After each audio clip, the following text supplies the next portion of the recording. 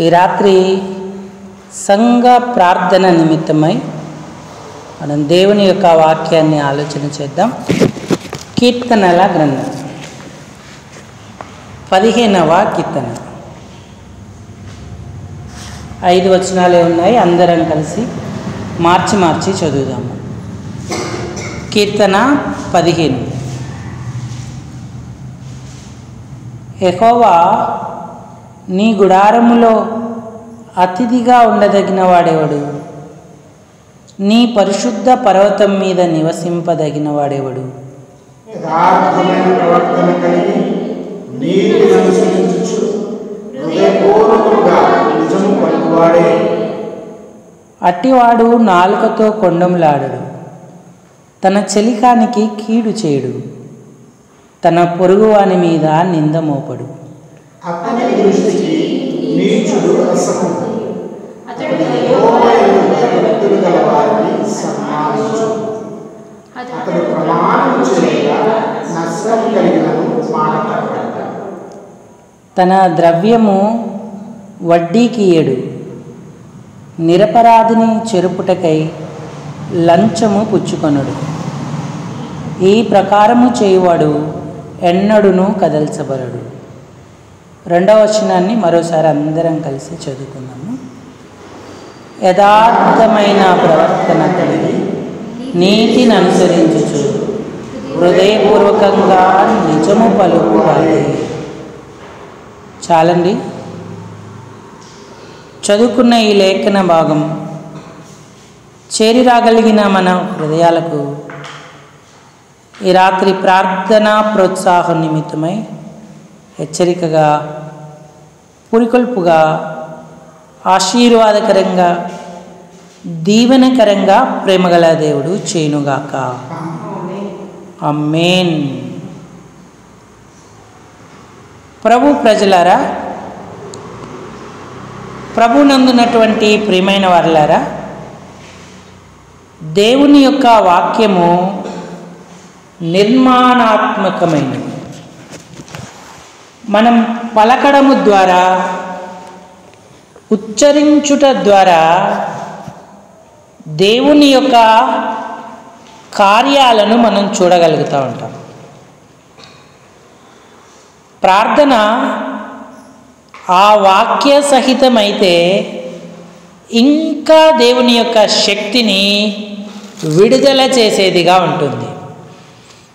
దైవజనులందరూ కూడా మీ విజయ రహస్యం ఏంటి అని అడిగినప్పుడు ప్రార్థనే ప్రార్థనే ప్రార్థనే అని ప్రత్యుత్తరం ఇస్తూ వచ్చారు. దేవునితో వారు కలిగి ఉన్న వ్యక్తిగత, సంఘ, కుటుంబ సహవాసాలలో వారు దేవునితో సంభాషించే ప్రతి అంశాన్ని ప్రభు దృష్టి పెట్టేటువంటి వాడిగాను, కార్యమును నిర్వహించేటువంటి వాడిగాను ఉన్నాడు. ఆదిమ సంఘానికి ఉన్న మంచి అలవాటు, సంఘమైతే అతని కొరకు అత్యాసక్తితో ప్రార్థన చేయుచుండేను అన్నాడు. దేవుని యొక్క గుడారంలో మనం అతిథులుగా లేదా నివసింపదగిన వారముగా ఉండి మన జీవితంలో ఉన్నటువంటి దేవుని కృప ద్వారా కలిగిన లక్షణాలను బట్టి ఆయన మన మనవి ఆలకించి మనకెంతగానో సహాయం చేసేటువంటి వాడిగా ఉంటాడు. ఈ దావీదు యొక్క కీర్తన ప్రశ్నతో ఆరంభమవుతుంది. యెహోవా, నీ గుడారములలో అతిథిగా ఉండదగిన వాడు ఎవడు అన్నాడు. నీ పరిశుద్ధ పర్వతం మీద నివసింపదగిన వాడు ఎవడు? దానికి జవాబు ఏం చెప్పాడు? యథార్థమైన ప్రవర్తన కలిగి నీతిని అనుసరించుచు హృదయపూర్వకంగా నిజము పలుకువాడే. అంటే యథార్థవర్తనుడే, యథార్థత కలిగిన వాడే నీ గుడారంలో అతిథిగా ఉంటాడు. నీ పర్వతం మీద నివసింపగలిగేవాడిగా ఉంటాడు. అంతేకాదు నీ పర్వతానికి ఎక్కిపోదగిన వాడుగా ఉంటాడు. ఇక ఆ యథార్థవంతుని లక్షణాలు: అతడు నీతిని అనుసరిస్తాడు, హృదయపూర్వకంగా నిజం పలుకుతాడు, నాలుకతో కొండేలాడడు, చలికానికి కీడు చేయడు, పొరుగువాని మీద నింద మోపడు అన్నాడు. నీచుడు లేదా అతని దృష్టికి నీచుడు అసహ్యుడు అన్నాడు.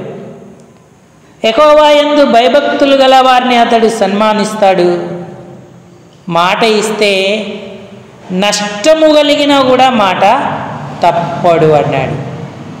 ఇక తన ద్రవ్యం వడ్డీకి ఇయ్యడని, నిరపరాధిని చెరుపుటకై లంచము పుచ్చుకొనడు అన్నాడు.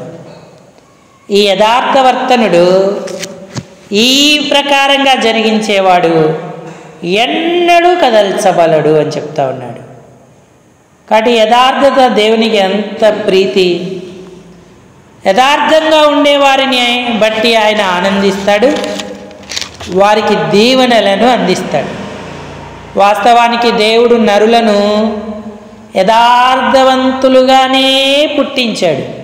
ప్రసంగి అంటాడు, దేవుడు నరులను యథార్థవంతులుగా పుట్టించెను గాని వారు వివిధమైన తంత్రములను కల్పించుకొని తప్పిపోవుచున్నారు అన్నాడు. కాబట్టి క్రీస్తులో ఉండకముందు మనకు నిజమైన యథార్థత ఉండదు. ఎప్పుడైతే ప్రభులోకి మనం వస్తామో, ఆయన రక్తం ద్వారా కడగబడి ఆయన ఆత్మను మనం పొందుకొని యథార్థవంతులుగా చేయబడతాం. ఇక వివిధమైన తంత్రాలను మనం కల్పించుకుంటే మళ్ళీ తప్పిపోయేటువంటి వారంగా ఉంటాం. యథార్థవంతులకు యెహోవా ఎప్పుడూ తోడుగా ఉంటాడు. యథార్థవంతులకు ఆయన ఏ మేలు చేయక మానడు అన్నాడు. సామెతల గ్రంథం 15వ అధ్యాయంలో 8వ వచనం ఏమని చెప్పబడుతుంది? భక్తిహీనులు అర్పించు బలులు యెహోవాకు హేయములు. వాళ్ళు కూడా అర్పిస్తూ ఉన్నారు, అయితే వారు భక్తిహీనులు అంటూ ఉన్నాడు. వారు ఎంత అర్పించినా అది హేయమే. అయితే దేవుడు అంటున్నాడు, యథార్థవంతుల ప్రార్థన ఆయనకు ఆనందకరము అన్నాడు. ఈనాడు సంఘం, విశ్వాసులు, సేవకులు అందరూ, కుటుంబాలు యథార్థవంతులుగా ఉంటే ఆయన ఎంతగానో ఆనందించేటువంటి వాడిగా ఉంటాడు. వారి ప్రార్థన ఆలకిస్తాడు, వారికి కార్యాలను చేసేటువంటి వాడిగా ఉంటాడు. పరిశుద్ధ గ్రంథంలో ఎంతోమంది యథార్థవంతులు ఉన్నారు. వారి ప్రార్థనలను దేవుడు ఆలకిస్తూ వారికి కార్యాలు చేస్తూ వచ్చాడు. అందులో ఒక్క యథార్థవంతుడు, యెషయా గ్రంథం 38వ అధ్యాయము 3వ వచనం. ఎందుకంటే ఆయన ప్రార్థించినప్పుడు దేవుడు ఆయన ప్రార్థనను ఆలకిస్తూ వచ్చాడు. యెషయా గ్రంథం 38వ అధ్యాయము 3వ వచనం. యెహోవా ఆయన అంటున్నాడు, యథార్థ హృదయుడనై నీ సన్నిధిన నేనెట్లు నడుచుకుంటినో, నీ దృష్టికి అనుకూలముగా సమస్తము నేనెట్లు జరిగించితినో, కృపతో జ్ఞాపకము. ఎంత ధైర్యం! నేను యథార్థ హృదయుడనై ఉన్నాను అని దేవునితోనే హిజ్కియా చెప్తా ఉన్నాడు. ఈ యథార్థ హృదయుడు, హృదయపూర్వకంగా నిజం పలికేవాడు, ఈయన నీతిని అనుసరించినవాడు. కొండేయాలంటే ఆయనకు తెలియదు, చలికానికి కీడు చేయాలన్న మనసు ఆయనకు లేదు, పొరుగువాని మీద నింద మోపలేదు, యెహోవా యందు భయభక్తులు కలిగిన లేవీయులను ఆయన సన్మానించాడు. నష్టం కలిగిన మాట తప్పకుండా దాన్ని నెరవేర్చినటువంటి వాడిగా ఉన్నాడు. హిజ్కియా జీవితంలో హిజ్కియా యథార్థవంతుడై ఉన్నాడు. దేవుడు అతని ప్రార్థన ఆనందించాడు, ఆలకించాడు, కార్యాలు చేశాడు. హిజ్కియా దాదాపు 3 ప్రార్థనలను చేశాడు. అంటే 3 మాత్రమే కాదు, పరిశుద్ధ గ్రంథములో లిఖితమైనటువంటి 3 ప్రార్థనలు ఉన్నాయి. ఆయన ఎన్నో ప్రార్థనలు చేసి ఉంటాడు, దేవునితో ఎంతో సహవాసం ఆయనకుంది. కానీ పరిశుద్ధాత్ముడు మనకు అవసరమని ఈ 3 ప్రార్థనలు కూడా పరిశుద్ధ గ్రంథంలో లిఖించి ఉన్నాడు. హిజ్కియా అంటే అర్థం ఏంటంటే యెహోవా నా బలం అని అర్థం. దేవునినే ఆయన అంటే ఆ అర్థం ఇచ్చే పేరు హిజ్కియా. అంటే ఆయననే బలంగా కలిగి ఉన్నాడు. అందుకని హిజ్కియా చేసిన ప్రతి ప్రార్థన దేవుడు ఆలకిస్తూ అతనికి ప్రత్యుత్తరం ఇస్తూ ఆనందింపజేస్తూ వచ్చాడు. హిజ్కియా ఎప్పుడైతే రాజయ్యాడో ఆయన చేసిన మొట్టమొదటి పని ఏంటంటే మందిర తలుపులు తెరిచి వాటిని బాగు చేశాడు. యాజకులను లేవీయులను పిలిపించాడు. మందిరంలో ఉన్న చెత్తంతా ఎత్తించేశాడు, శుభ్రపరిచాడు, మందిరాన్ని శుద్ధి చేశాడు. దేవుని ఏర్పాటును జరిగించాలని హిజ్కియా యథార్థ హృదయంతో ఈ పనులన్నీ చేస్తూ వచ్చాడు. దేవుని నామాన్ని మహిమపరచాలని ఆయన ఉద్దేశం. అయితే లేవీయులు, యాజకులు వీళ్ళందరూ వచ్చారు, మందిరమంతా శుభ్రం చేశారు, ఆరాధనలు, ఇశ్రాయేలీయులు దహన బలి అర్పణలను కూడా జరిగిస్తూ వచ్చారు. 29వ అధ్యాయం 35వ వచనంలో సమాధాన పశువుల క్రొవ్వును, 2వ దినవృత్తాంతాల గ్రంథం, దినవృత్తాంతాల 2వ గ్రంథం 29:35.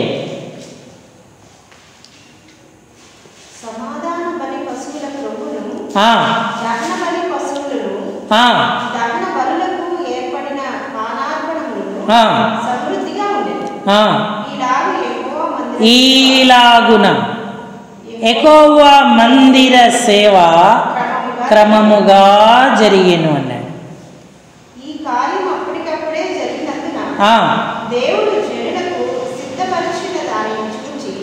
హిజ్కియాయు సంతోషించిరన్నాడు. ఇంత మంచి శ్రేష్టమైన ఏర్పాటు యెరూషలేములో జరిగింది. ఈలాగున యెహోవా మందిర సేవ క్రమముగా జరిగేది అన్నాడు. అప్పుడు ఇంకా బలపడి హిజ్కియా అందరినీ పిలిపించి మొదటి నెలలో కూడుకోవాలని ప్రకటన చేశాడు. 30వ అధ్యాయం 1వ వచనంలో మరి హిజ్కియా ఇశ్రాయేలీయుల దేవుడైన యెహోవాకు, అదే 2వ దినవృత్తాంతాల గ్రంథంలోనే పస్కా పండుగ ఆచరించుటకు యెరూషలేములో ఉన్న యెహోవా మందిరానికి రావలసినదిగా ఇశ్రాయేలు వారందరికీ వర్తమానములను, ఎఫ్రాయిము వారికి, మనష్షే వారికి పత్రికలను పంపెను. కానీ ఆ నెలలో వారు అనుకున్నట్టుగా పస్కా పండుగ జరగలేదు. ఎందుకంటే సేవకు చాలినంతమంది యాజకులు లేరు, ఎవరు తమను తాము ప్రతిష్ఠించుకొనలేదు. ఇంకా జనులు యెరూషలేములో కూడుకొనకుండుట చేత అన్నాడు. గ్యాదరింగ్ లేదు, సమకూర్చబడుట లేదు. వారికై వారు యెహోవా మందిరానికి వెళ్ళే అనుభవానికి వారు రాలేకపోతున్నారు. అందుకని మొదట నెలలో పస్కా పండుగ జరగలేదు. అప్పుడు సమాజపు వారందరికీ మళ్ళోసారి ఆలోచన చేసి 2వ నెలలో దాన్ని ఆచరించాలని యోచన చేశారు. అప్పుడు ఇశ్రాయేలీయులు దేవుడు వారికి మంచి మనసు అనుగ్రహించాడు.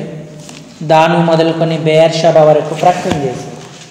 అందరూ కూడా దేవుని మందిరానికి వచ్చారు. మొదట వచ్చింది ఎవరంటే కృంగిన మనసు గలవారు వచ్చారు. 11వ వచనం 30వ అధ్యాయం 11వ వచనం. చాలామంది ఎగతాళి చేశారు, అవమానం చేశారు, అపహసించారు. అది 10వ వచనంలో మనకు కనబడుతుంది. అయినను 11వ వచనం, అయినను ఆషేరు మనష్షే జబులూను దేశములో నుండి కొందరు కృంగిన మనసుతో యెరూషలేమునకు వచ్చిరి అన్నాడు. ఈ కృంగిన మనసు ఎవరికి ఉందో వారు ఎప్పుడైతే ఆలయానికి వచ్చారో అప్పుడు దేవుని మనసు, దేవుడు యూదోల వారందరికీ ఏక మనసు కలగజేశాడు. అప్పుడు అతి విస్తారంగా కూడుకున్నారు. కొందరైతే శుద్ధి చేయబడలేదు, ప్రతిష్ఠించుకొనలేదు, కానీ పస్కా పండుగ భుజించాలని తొందరపడి పస్కా పండుగను భుజించారు. 7 దినాలు అనుకున్న పండుగ 14 దినాలు వారు ఆచరించారు. అన్యులు సంతోషించారు, ఇశ్రాయేలు వారు సంతోషించారు, యూదా వారు సంతోషించారు. వారి ప్రార్థన ఆకాశమందున్న పరిశుద్ధ నివాసానికి చేరేను అన్నాడు. ఈ క్రమంలో అనాలోచితంగా శుద్ధి చేసుకోకుండా, సిద్ధపడకుండా, ప్రతిష్ఠించుకొనకుండా ఎవరైతే విధి విరుద్ధంగా పస్కాను భుజించారో వారందరి కొరకు హిజ్కియా ప్రార్థన చేశాడు. ఇది మొదటి ప్రార్థన, హిజ్కియా చేసిన మొదటి ప్రార్థన. 30వ అధ్యాయము 18, 19 వచనాలు.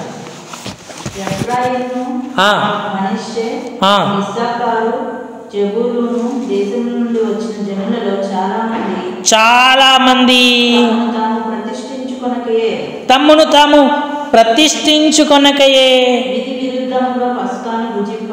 విధి విరుద్ధముగా పస్కాను భుజింపగా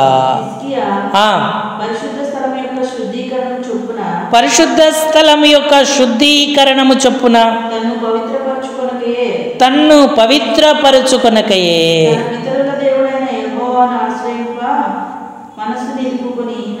తన పితరుల దేవుడైన యెహోవాను ఆశ్రయింప మనసు నిలుపుకొనిన ప్రతి వాని నిమిత్తము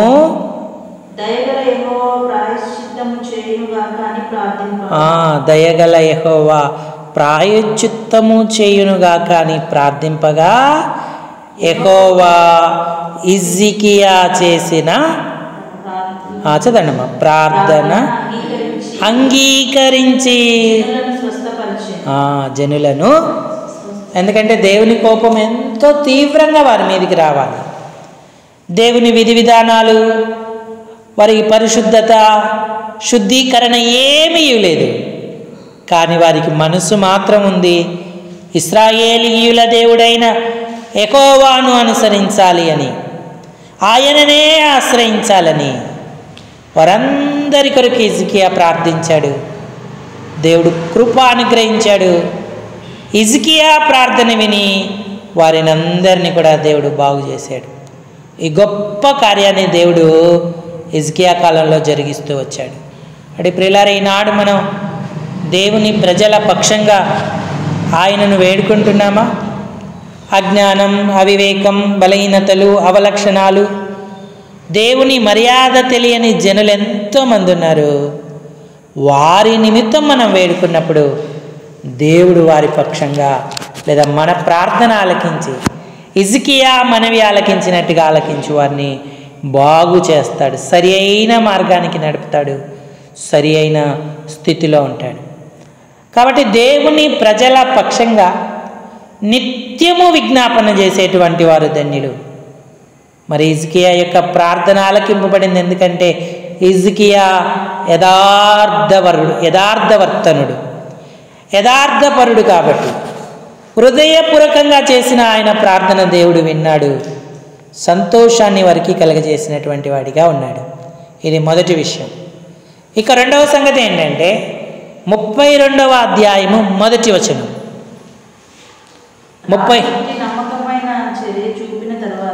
రాజు ఇట్టి నమ్మకమైన చర్య చూపిన తర్వాత అష్షూరు రాజైన సన్హెరెబు వచ్చి యూదా దేశంలో చొరబడి ప్రాకారం ఎదుట దిగి వాటిని లోబరుచుకొన చూచెను. సహజంగా శత్రువు అపనమ్మకస్తులైన వారి దగ్గరికి వెళ్తాడని మనం అనుకుంటాం. కానీ హిజ్కియా దగ్గరికి వచ్చాడు. ఎప్పుడొచ్చాడంటే నమ్మకమైన చర్య చూపిన తర్వాత. మనం ఎప్పుడైతే దేవునికి నమ్మకంగా ఉంటామో, దేవుని చిత్తానుసారంగా మందిర పరిచర్య జరగాలి, కుటుంబంలో నడవాలి, వ్యక్తిగతంగా నేనును క్రమంగా ఉండాలని అనుకుంటామో అప్పుడే అపవాది మన దగ్గరికి వస్తాడు.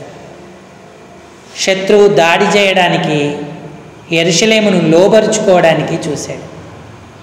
మరి ఎంతో బాధాకరమైన మాటలు మాట్లాడాడు.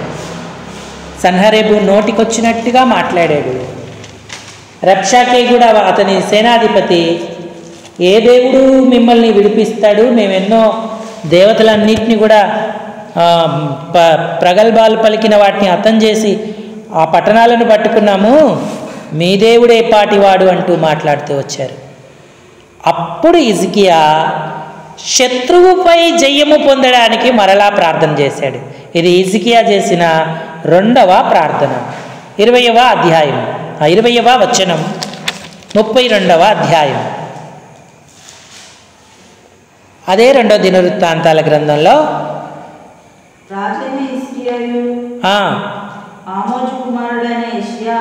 ఆమోజు కుమారుడైన యెషయాను ప్రవక్తయు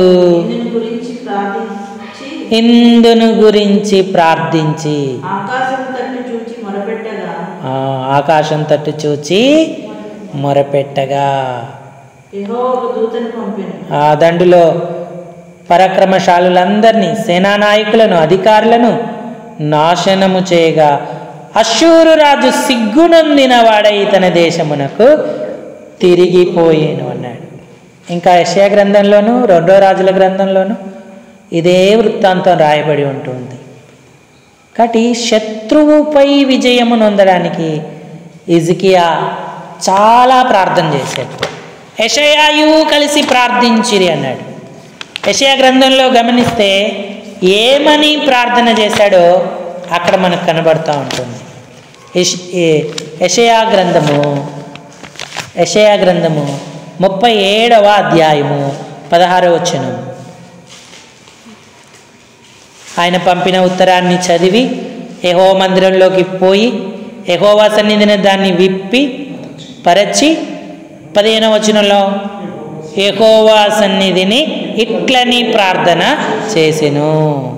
యెహోవా, కెరూబుల మధ్య నివసించు ఇశ్రాయేలీయుల దేవా, భూమి ఆకాశాలను కలుగజేసిన అద్వితీయ దేవా, నీవు లోకమందున్న సకల రాజ్యములకు దేవుడవై ఉన్నావు. సైన్యములకు అధిపతియగు యెహోవా, చెవియొగ్గి ఆలకించు. యెహోవా, కన్నులు తెరిచి దృష్టించు. జీవము గల దేవుడవైన నిన్ను దూషించుటకై సన్హెరెబు పంపిన వాని మాటలను చెవినబెట్టుము. యెహోవా అష్షూరు రాజును, ఆ జనములను, వారి దేశములను పాడు చేసి వారి దేవతలను అగ్నిలో వేసినది నిజమే. ఆ రాజ్యముల దేవతలు నిజమైనవి కావు, అందుకని వాళ్ళు అలాగూ చేశారు. యెహోవా, లోకమందున్న నీవే నిజముగా అద్వితీయ దేవుడైన యెహోవావు. సమస్త జనులు తెలుసుకొనున్నట్లు అతని చేతిలో నుండి మమ్మును రక్షించుము. హిజ్కియా చేసిన రెండవ ప్రార్థన అష్షూరు రాజును సిగ్గుపరిచింది. శత్రువు ఎప్పటికీ యథార్థవంతుల మీద గెలవలేడు. వాడికి సిగ్గు, అవమానం తప్ప మరేది మిగలదు. ఎంత ప్రయత్నించినప్పటికీ కూడా, ఎన్ని పన్నాగాలు పడినప్పటికీ కూడా ఈ హిజ్కియా చేసిన ప్రార్థన హిజ్కియాకు, అతని జనాంగానికి గొప్ప విజయాన్ని ఇచ్చింది. ఈనాడు మనం శత్రు కుతంత్రాలన్నీ లయపరచబడేటట్టు ప్రార్థించాలి. ఎందుకంటే పండిన పంటకే పురుగు పట్టినట్టు ఎదుగుతున్నటువంటి దేవుని బిడల మీదకి శత్రువు దాడి చేస్తూ ఉంటాడు. ఆయుధాలు ఏమీ లేకపోయినా కొత్త ఆయుధాలను వాడు రూపొందిస్తాడు. అందుకే దేవుడు అన్నాడు, నీకు విరోధంగా రూపింపబడుతున్న ఏ ఆయుధమును వర్ధిల్లదు. న్యాయ విమర్శలో నీ మీద నేరారోపణ చేసేవాని మీద నీవు నేరస్థాపన చేసేదవు అన్నాడు. హిజ్కియా శత్రువుపై విజయం పొందడానికి ప్రార్థించాడు. మనం ప్రార్థిస్తూ ఉన్నామా? జనుల పాపాల విషయమై ప్రాయశ్చిత్తం కలుగునట్లు ప్రార్థించాలి. రెండవది, శత్రువు ఏ కార్యంలో కూడా జయం పొందకుండా అష్షూరు రాజు చేతిలో నుంచి విడిపించమని ప్రార్థించినట్టుగా హిజ్కియా వలె మనం కూడా ప్రార్థన చేయాలి. ఇది హిజ్కియా చేసిన రెండవ ప్రార్థన. ఇక మూడవ ప్రార్థన ఏంటంటే, తనకు రోగము కలిగింది, మరణకరమైన రోగం. ఇందాక మనం చదువుకున్నాం, మరి నువ్వు మరణమవుతున్నావు, బ్రతకవు, నీ ఇల్లు చక్కబెట్టుకోమని ప్రవక్త సెలవిచ్చాడు. అప్పుడు అతడు తన ముఖమును గోడ తట్టు తిప్పుకొని, నేనెట్లా యథార్థ హృదయుడనై సత్యముతో నీ సన్నిధిని నడుచుకుంటునో జ్ఞాపకం చేసుకోమని ప్రార్థన చేశాడు. వెంట వెంటనే దేవుడు జవాబులు ఇస్తూ వచ్చాడు ప్రతిదాన్ని. అక్కడ హిజ్కియా ప్రార్థన చేశాడు, యెహోవా దాన్ని ఆలకించాడు అన్నాడు. ఇక్కడ కూడా అంతే.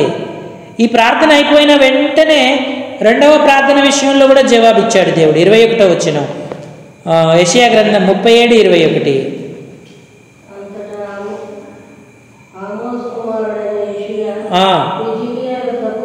వర్తమానం పంపెను.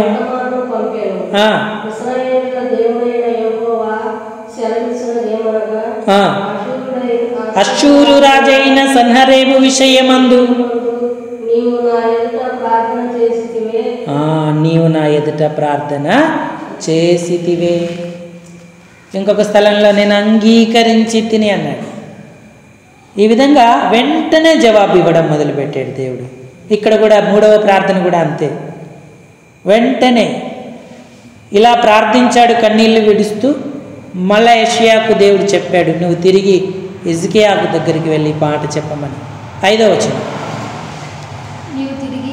38:5. నువ్వు తిరిగి అతనితో ఇట్లా, నీ పితరుల దావీదుకు దేవుడైన యెహోవా నీకు సెలవిచ్చినదేమనగా, నీవు కన్నీళ్లు విడిచుట చూచి తిని నీ ప్రార్థన నేను వ్యక్తిగత స్వస్థత ఇచ్చాడు, శత్రువుపై జయము ఇచ్చాడు, అలాగే ప్రజల పాపాన్ని ప్రాయశ్చిత్తం చేసి వారికి కూడా స్వస్థత అనుగ్రహించాడు. హిజ్కియా చేసిన ఈ 3 ప్రార్థనలు ఫలభరితములయ్యాయి. ఆయనే యెహోవా గుడారంలో అతిథిగా ఉన్నాడు. ఆయన పరిశుద్ధ పర్వతానికి ఎక్కిపోదగినవాడు. ఆయన పర్వతం మీద నివసింపదగిన అర్హతను హిజ్కియా సంపాదించాడు. యెహోవా నా బలమన్న మాట కాదు, ఆ పేరుకు ఆ అర్థం ఇచ్చే రీతిగా తన జీవితాన్ని ఆయన బలంతో నింపుకున్నాడు. హిజ్కియా ధన్యుడయ్యాడు. ఈనాడు సంఘంగా, కుటుంబముగా, వ్యక్తిగతంగా మనం అట్లుంటే తప్పకుండా దేవుడు మన మనవి వింటాడు, మన ప్రార్థనలు ఆలకిస్తాడు. యెషయా ఒక అంజూరం పండ్ల ముద్ద తెచ్చి అతని కురుపు మీద పెట్టినప్పుడు అతనికి స్వస్థత కలిగింది. 15 సంవత్సరాల ఆయుష్ అతనికి లభించింది. అడే హిజ్కియా ఎంత ధన్యుడయ్యాడు. యథార్థత ఎంత మేలు చేస్తూ ఉంది. కాబట్టి మనం యథార్థ హృదయులమై ఉందాం. తప్పక దేవుడు సద్భావం గల వారి ఎడల సద్భావమును, కఠినుల ఎడల వికటము చూపించేవాడు. కాబట్టి అలాంటి అనుభవాన్ని అపేక్షిద్దాం. సంఘముగా, కుటుంబముగా హిజ్కియా లాంటి యథార్థ ప్రవర్తన ఇచ్చి, హిజ్కియా ప్రార్థనలు ఆలకించినట్టు వ్యక్తిగతంగా, కుటుంబముగా, సంఘంగా మా ప్రార్థనలు ఆలకించు ప్రభువా. ప్రజలకు ప్రాయశ్చిత్తం చేయడమే కాదు, మా శత్రువుపై మాకు జయమివ్వు. అంతేకాదు మా రోగములను స్వస్థపరచు, బలహీనులను ముట్టు అని మనం ప్రభుని అడుగుదాం. ఈ తలంపులను దేవుడు దీవించునుగాక. అందరూ తలలు వంచి కళ్ళు మూసుకోండి. మనం ప్రార్థనలోకి వెళదాం.